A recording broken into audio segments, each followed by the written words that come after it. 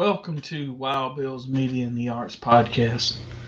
Today, we're going to talk about my second favorite movie of all time, The Crow, starring Brandon Lee. There's a lot I can and can't say about this film. To me, I think it's one of the best movies ever made.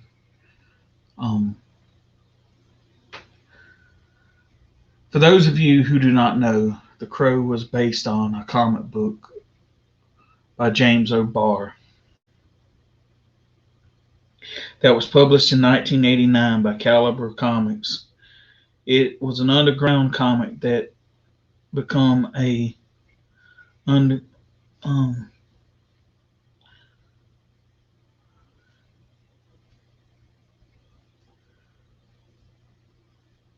it became an underground success, and so in they decided to do a movie about it. A lot of people know that the story around The Crow and the tragic death of Brandon Lee. So I'm not going to get into a whole lot of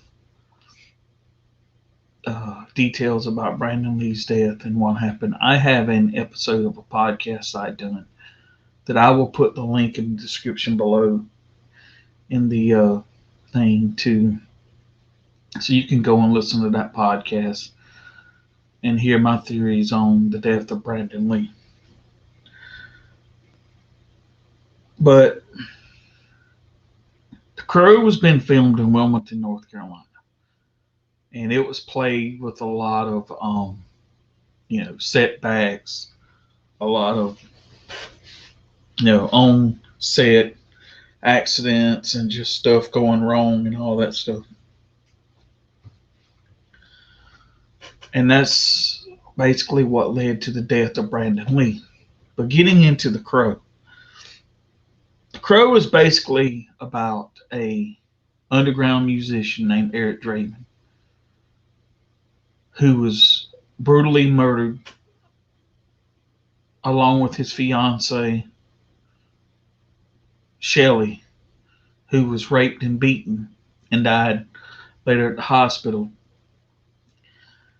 And the gist of the movie is that there's this crow that has the power. If a soul dies and it can't rest because something tragically happened to it, then a crow can bring that soul back to put the wrong things right.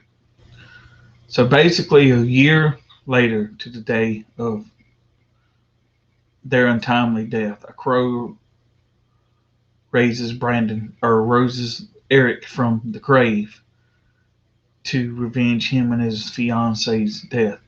He has 24 hours to basically revenge their death and get his soul can rest.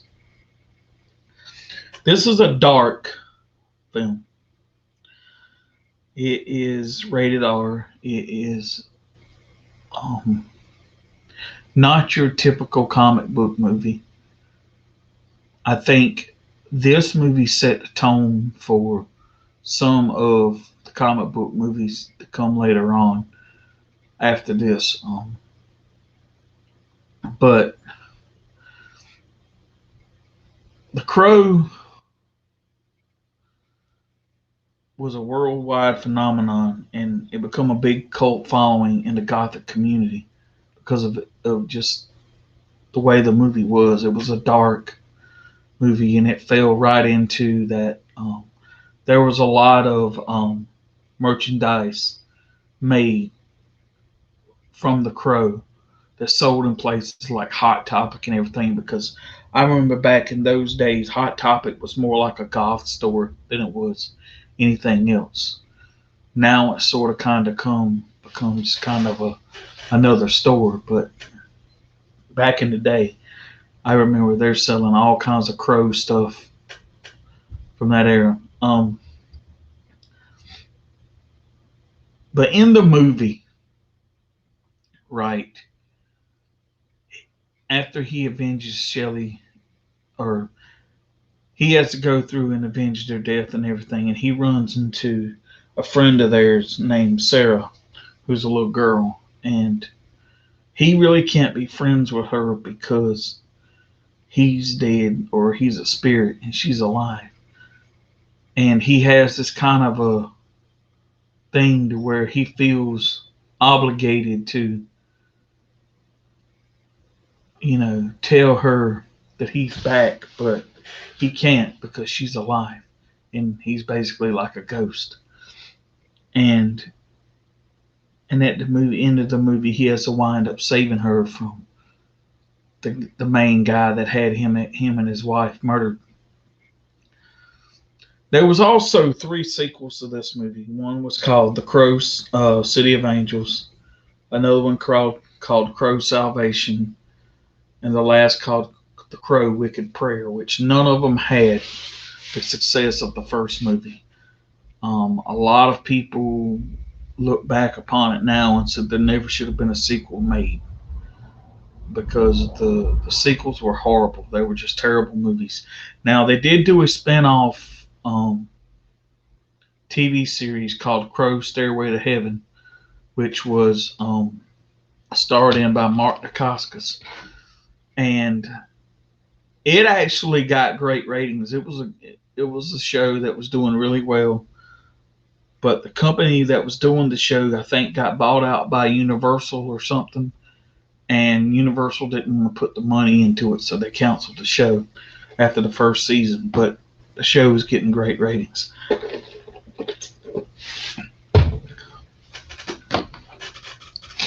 The Crow basically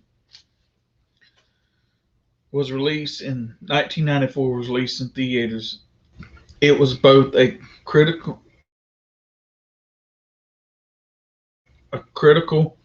and commercial, earning over $50 million in the United States alone, and the total grossing was like over $93 million worldwide in 1994, making it one of the best movies and one of the, I think it was in the top 24 earning movies of 1994.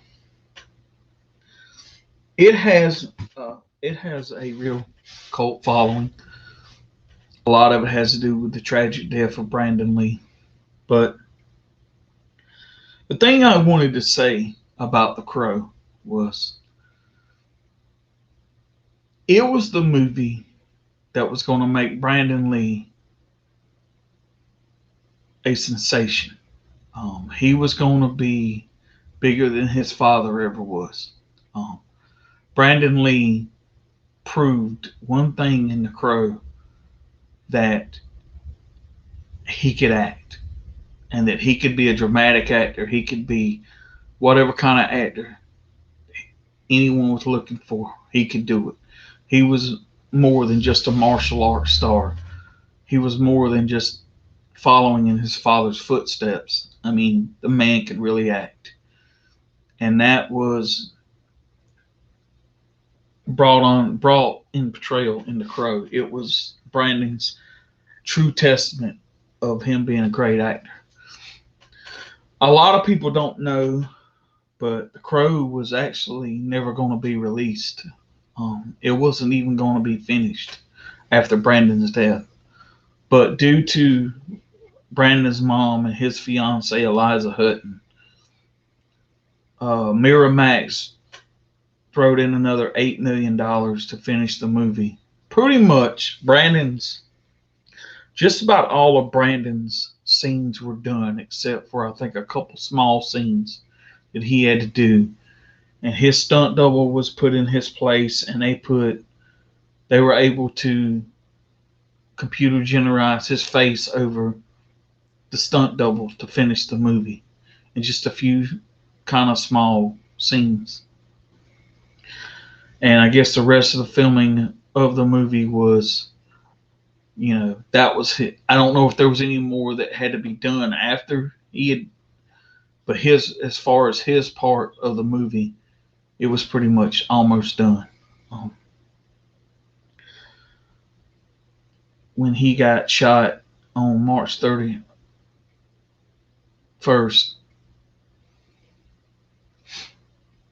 1993, and died at the hospital after 1 afternoon.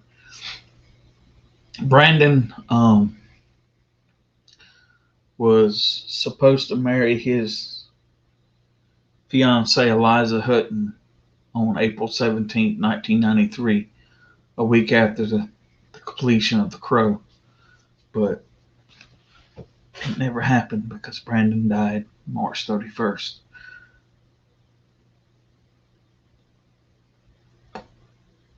This is kind of hard for me to talk about because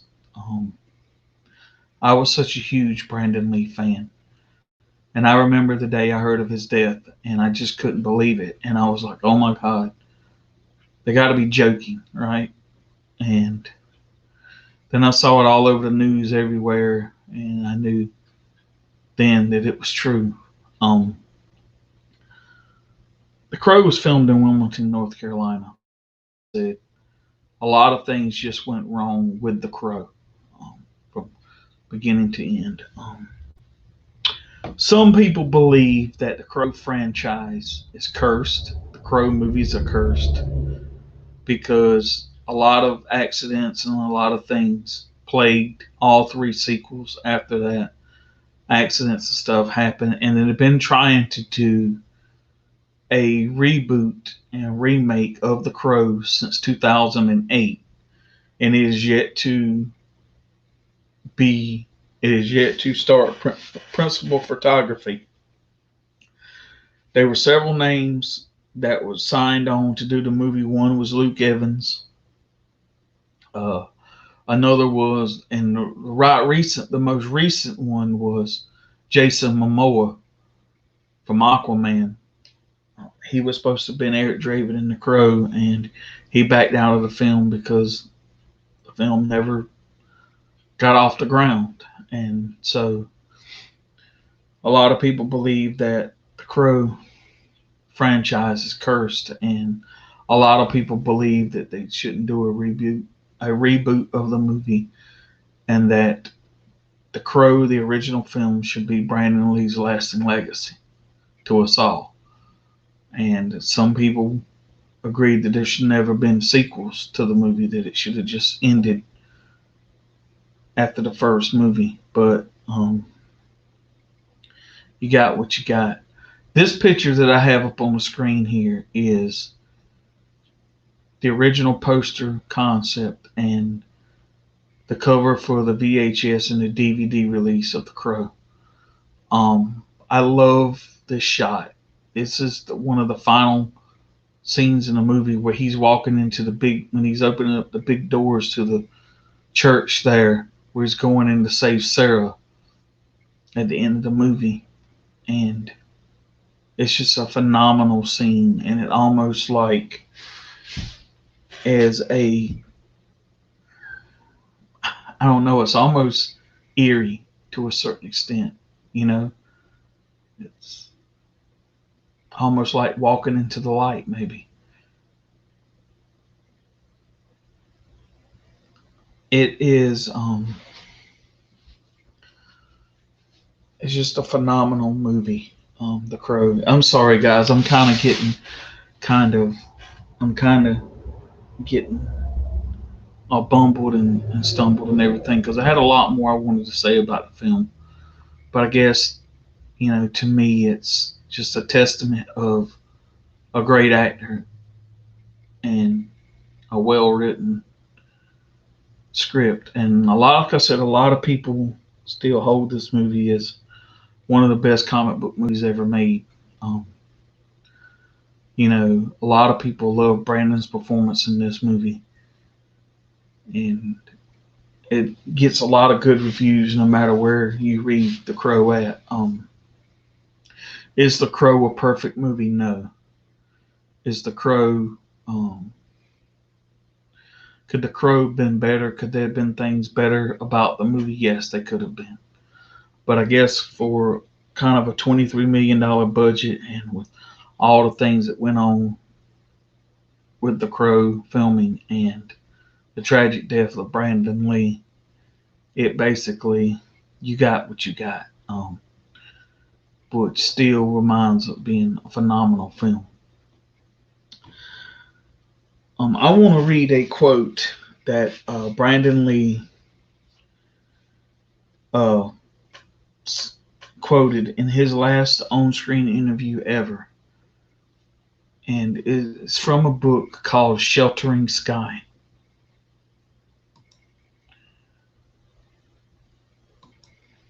And it states, "Because we do not know when we will die, we get to think of life as an inexhaustible well, and yet everything happens only a certain number of times, and a very small number, really.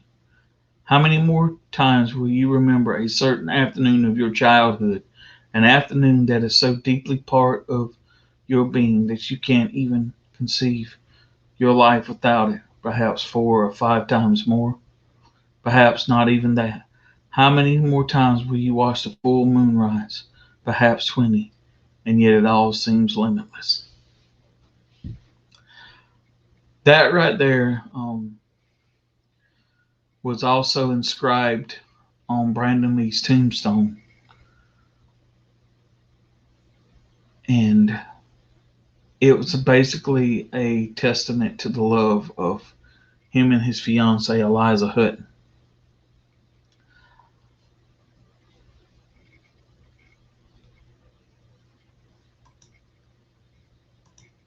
Brandon Lee will forever leave a lasting legacy in The Crow.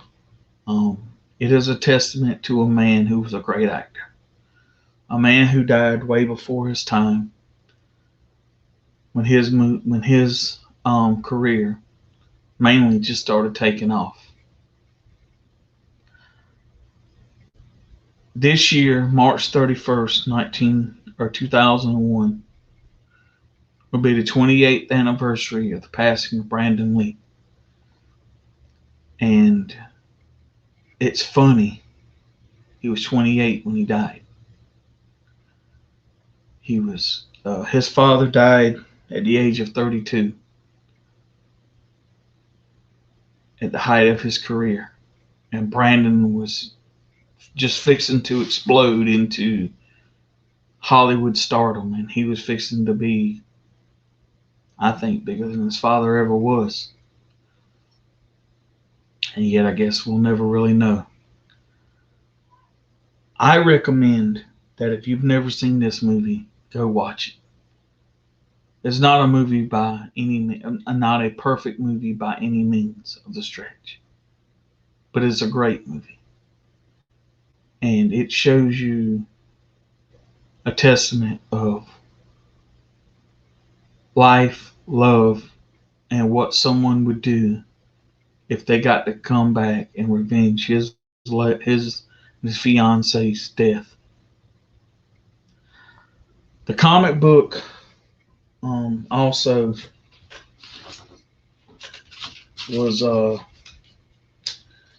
done in black and white, and like I said, it was an underground comic, and that's basically what this movie, the James O'Barr adaptation of The Crow, or he was the one to come up with it. And basically, there's been other Crow comics out, not done by James O'Barr, and some that were, and some that have been. But this is basically based on the original comic strip by James O'Barr. But I just want to say, go watch it. It is a testament to a great man and to a great actor, and a legacy that will never die. Rest in peace, Brandon Lee. We miss you. And The Crow will for always be your biggest legacy. Well, thank you. This is Wild Bill signing out of Wild Bill's Media and the Arts podcast. Have a great day. Thank you.